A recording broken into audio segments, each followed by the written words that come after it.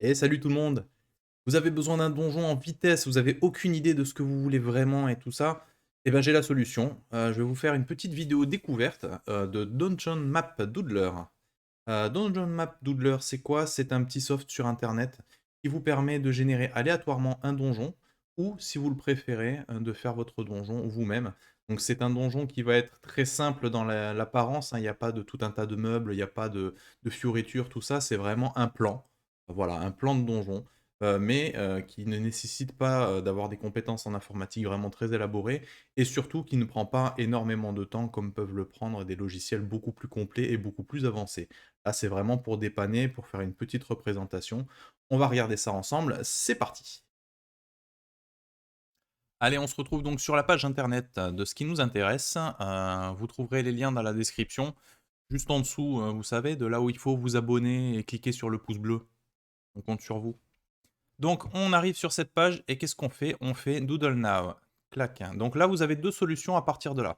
Soit, vous créez directement une nouvelle carte, donc avec les paramètres ici, hein, vous avez la largeur, la hauteur, les dimensions de la case et le nombre de cases que vous voulez mettre. Soit vous êtes vraiment très pressé, vous voulez générer un donjon très rapidement. On va partir là-dessus pour le moment, pour voir un peu comment ça marche. Donc on cancel ici. Et donc pour créer un donjon, pour voir un petit peu ce qu'on peut avoir, il suffit d'aller dans Tool et de faire Generate donjon. Là, encore une fois, ça vous demande la hauteur, la largeur des pièces, le nombre de pièces que vous voulez, la dimension des pièces. Est-ce que vous voulez des choses dedans? Donc non, c'est un donjon tout vide. Quelques bricoles dedans, c'est, je crois des escaliers, enfin quelques ameublements, ce genre de choses, et ou beaucoup. Malheureusement, le site n'est pas encore traduit en français. Et est-ce que vous voulez mettre des monstres ou pas? Donc, pour commencer, on va pas mettre de monstres. En général, je préfère mettre les monstres directement sur Roll20 ou Let's Roll ou le n'importe quel VTT que vous utilisez. Et vous faites Generate. Et paf, qu'est-ce qu'on peut voir? On peut voir que ça nous a créé directement un donjon, donc avec, voilà, qui est très sympathique, hein. Vous avez plusieurs salles, le cheminement, etc. Quelques bricoles. Donc on peut voir quelque chose, c'est que c'est vraiment très très simpliste. Il n'y a pas de détails, il n'y a pas de pièges apparents, il n'y a pas de décoration. Voilà, là on a créé quelque chose vraiment de très rapide. On peut, si on le souhaite, mettre plus de choses dedans avec des monstres, on refait générer. Et là, qu'est-ce qu'on voit? On voit qu'il y a une tête de gorille, on a une espèce de piédestal ici, des sacs de couchage, des tonneaux. Donc bon, c'est de l'aléatoire, hein, donc ça a pas forcément de sens. Mais voilà, si vous avez pas d'idée pour générer un donjon, vous mettez rien du tout, clac, et vous avez vraiment, voilà, un donjon vraiment très simple et très vide. Ce qui nous intéresse maintenant, c'est de voir comment on fait pour créer son propre donjon, parce que, bah, des fois, on a une idée bien précise de ce qu'on voudrait faire et on ne sait pas trop comment l'appliquer. Donc là, c'est simple.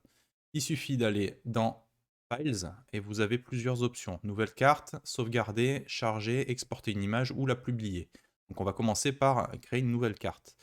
Vous avez la hauteur, la largeur, les pieds par carré, donc ça c'est la mesure en fait du site, et la taille des pixels. On va laisser, globalement par défaut pour commencer.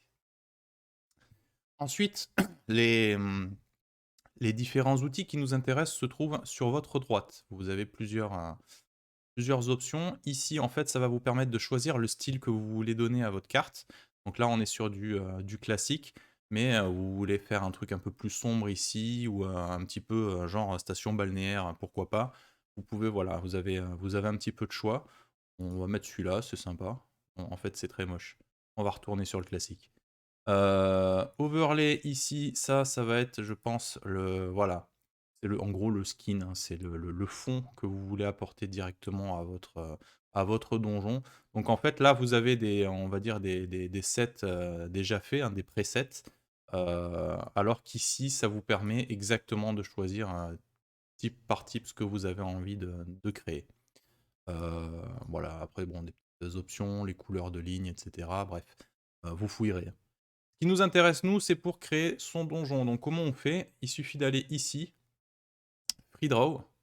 Vous avez la dimension de votre pointeur, hein, vous pouvez l'agrandir. Vous voyez, ça fait des petits trucs, un petit trait. Alors que si vous la mettez grand, Ouais, ça fait un gros passage, donc c'est pas du tout le même style de donjon. Donc voilà, au début, faudra jouer un petit peu avec ça.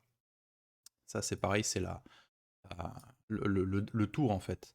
Là, vous choisissez, en fait, le mur. Donc l'intérieur, c'est l'intérieur du donjon, et hatch, c'est l'extérieur, donc c'est les murs apparents. Vous voyez que là, on les voit beaucoup, alors que si je le mets comme ça, on les voit quasiment pas. D'accord? Donc ici, on a quelque chose qui permet d'accrocher à la grille. C'est-à-dire que là, j'étais en dessin libre, on va dire, donc j'ai fait un petit peu ce que je veux. Alors que si je vais ici, ça va se fixer sur les cases pour quelque chose de beaucoup plus symétrique. Vous voyez? Clac. Et donc tout ça, c'est juste avec le clic gauche, hein. Donc là, vous voyez qu'on a déjà quelque chose de plus classique, plus intéressant pour les donjons qu'on a à faire. Encore une fois, ici, c'est ce qui nous permet de choisir la taille de notre couloir, et ici, c'est la taille de l'apparence qu'il y a autour. Voilà. Alors, on a ici, ça c'est pour faire des lignes, c'est-à-dire que vous cliquez là, vous recliquez là, ça vous fait une ligne. On peut le mettre un peu comme on veut. Vous voyez que ce n'est pas figé sur une case. Vous pouvez faire un petit peu comme vous voulez, mais ça vous permet d'avoir quand même une ligne droite pour, voilà, pour éviter de faire quelque chose d'aussi moche que ça, quoi. Ensuite, ici, c'est l'intérieur des murs. Donc, si vous avez déjà fait un truc comme ça, vous pouvez voilà, cliquer comme ça et vous rajouter un mur, en fait. Vous voyez? Hop, hop, si vous voulez mettre quelques embûches. Voilà, ça fait partie du décor extérieur, mais vous pouvez le faire dépasser à l'intérieur si c'est quelque chose qui peut avoir votre préférence. On va nettoyer un petit peu tout ça parce que ça fait un peu cracra. Donc on recommence, hop, oui. Le zoom, bien sûr, se fait avec la souris, quoi. Donc ici, on a le fait de faire des pièces. Donc vous avez une pièce comme ça, par exemple. Vous pouvez toujours euh, choisir. Vous pouvez choisir donc l'épaisseur du mur. Donc là, on peut voir que j'ai fait un mur beaucoup plus gras pour vraiment le repérer. Vous pouvez toujours utiliser ça pour le contour en fait des pièces. Vous voyez que là, j'en ai mis beaucoup, beaucoup plus. Alors que si j'en mets très peu, on recommence. Vous voyez? On met très peu autour. Donc vraiment à votre choix. Snap to Grid, ça c'est vraiment pour vous fixer sur les carrés pour être vraiment symétrique, pour faire quelque chose de très propre. Si vous l'enlevez, ça vous permet de faire une pièce n'importe où, vous voyez, entre deux carrés, au milieu, vraiment comme vous voulez. Donc après, c'est selon ce que vous voulez choisir. On recommence de zéro. Clac, qu'est-ce qu'on a d'autre? Ici, on a un outil pour faire des pièces un peu de façon hexagonale. Vous voyez?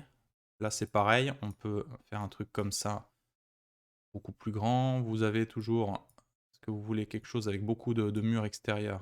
Voilà. Toujours pareil, vous pouvez ou pas le figer sur une grille spécifique ou le faire de façon libre. Et ça, c'est toujours pareil, c'est les couleurs en fait que vous souhaitez mettre. La petite pelote de laine. Alors, c'est une pelote de laine, mais non, en fait, non. Ça c'est ce qui vous permet de colorer autour du donjon et de rajouter du mur. Vous voyez, si vous mettez comme ça, vous pouvez rajouter du mur, meubler à des endroits où il n'y en aurait peut-être pas eu assez. Voilà, donc vous avez toujours on va dire la dimension de votre pinceau, là, ça vous permet d'en mettre beaucoup. Alors que si vous voulez un travail beaucoup plus minutieux, vous mettez tout fin.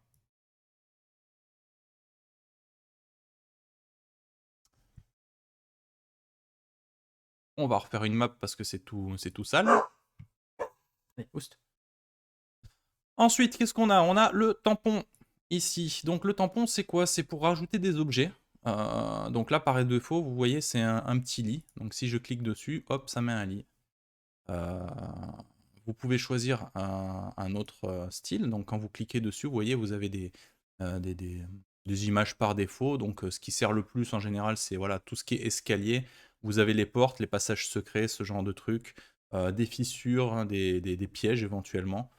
Des toiles d'araignée, voilà, vous avez tout un tas de petits trucs. Ça reste très simple, hein, puisque c'est un logiciel qui est fait pour être rapide, donc on peut pas non plus pas faire énormément de détails. Vous avez quelques monstres, voilà, mais pour faire quelque chose d'assez simple et d'assez classique, ça permet de faire pas mal de choses quand même. Voilà, vous voulez faire, je sais pas moi, mettre une statue, vous pouvez mettre la statue ici. Et donc toujours pareil, vous avez exactement les mêmes options. Si vous voulez en mettre plus grand, si vous voulez mettre donc un personnage plus grand, clac, il suffit de régler ici le multiple que vous voulez. Ici, c'est toujours pareil, Snap to Grid, c'est si vous voulez le coller spécifiquement quelque part, vous voyez? Ça le met spécifiquement quelque part. Si vous le décochez, vous pouvez le mettre vraiment où vous voulez, c'est-à-dire même entre deux carrés, sans aucun souci.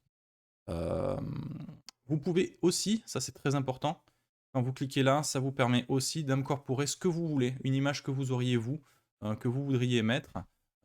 J'ai pas trop d'exemples là, mais voilà, vous voulez mettre blanche, clac. Et ben quand vous allez, non, hop, quand vous allez dans les tampons, vous pouvez voir que tout en bas, on retrouve blanche qu'on peut mettre un petit peu où on veut. Donc, c'est un logiciel qui est très simple, mais qui permet quand même, si on a envie de trifouiller un petit peu, de la personnalisation assez sympa, hein. Si vous avez tous les petits visuels, les meubles, tout ce que vous voulez, vous pouvez tout simplement les incorporer là-dedans. Donc, c'est peut-être un petit peu fastidieux si vous avez vraiment besoin de mettre beaucoup de décors. Je pense qu'il y a d'autres logiciels qui seront plus adaptés. Maintenant, vous avez là un logiciel qui est gratuit, qui est rapide et qui est facile à prendre en main. Ici, vous avez tout ce qui concerne le texte, hein. Vous voulez écrire quelque chose, vous écrivez coucou, hop, ok. Donc là, à chaque fois, vous avez, si vous voulez le mettre en vertical, la dimension de votre police, si vous voulez que ce soit à gauche, à droite ou centré, quelques polices d'écriture. Vous faites OK, et là, vous voyez qu'on a écrit coucou. Vous vous êtes trompé, vous voulez modifier quelque chose, vous cliquez ici, c'est la petite gomme, et ça vous permet, voilà, d'effacer quelque chose qui ne vous plaît pas. Donc vous pouvez choisir qu'est-ce que vous voulez effacer ou pas. Toutes ces coches-là, elles sont très importantes parce que si tout est coché, quand vous cliquez avec votre souris, vous allez absolument tout effacer.